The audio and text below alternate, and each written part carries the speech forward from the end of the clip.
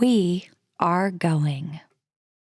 The history of this agency is marked with broken barriers, once viewed as impossible, with science fiction turned reality, with innovations that have spun industries all their own, and with demonstrations of peace for all humankind. We soar in the skies of our home planet. We maintain a human presence just outside of gravity, and we touch points all across the solar system and beyond. We're going back to the moon, and this is why. The moon is a treasure trove of science. It holds opportunities for us to make discoveries about our home planet, about our sun, and about our solar system. The wealth of knowledge to be gleaned from the moon will inspire a new generation of thought and action. Without fail, every major program and mission NASA has invested in has led to technologies and capabilities that have shaped our culture. The breakthroughs of the Artemis era will define our generation and the generations to follow. The tens of thousands of jobs associated with propelling us to the moon today are just the beginning of a lunar economy that will see hundreds of thousands of new jobs develop around the world. This is not an ambition of one entity or one country. The exploration of the moon is a shared effort, woven together by a desire for the greater good. Why the moon? Because the missions of tomorrow will be sparked by the accomplishments of the Artemis generation today.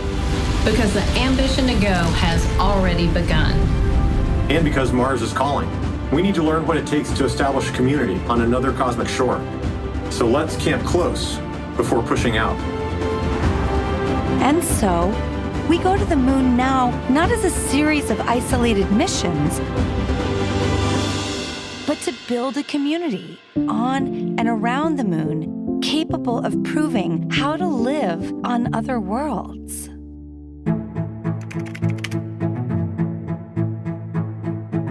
We'll use the lessons from more than 50 years of peaceful exploration to send a new generation to the lunar surface to stay.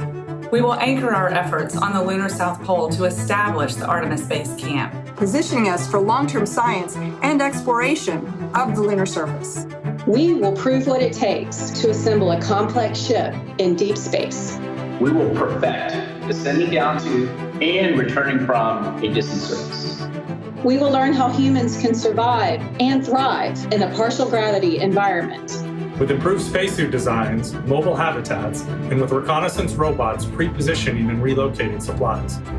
We will learn how to utilize the resources we find on these other worlds, starting with finding water ice and purifying it to drinkable water. And refining that into hydrogen for fuel and oxygen to breathe.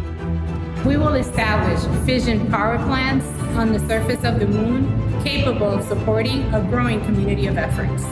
And we will expand the logistics supply chain to enable commercial and international partners to resupply and refuel deep space outposts. None of this is simple or easy, but nothing in our history ever has been. The Eagle has landed. You got a bunch of guys about to turn blue. We're breathing again. Thanks a lot. This kind of continuous lunar presence is a natural extension of all that we've learned in low Earth orbit. And what we will accomplish there will ensure the monumental missions to Mars are within reach. As we ready the launch of the first Artemis mission, and as commercial companies ready their lunar landers for the first private payload deliveries, we have already begun to take the next step.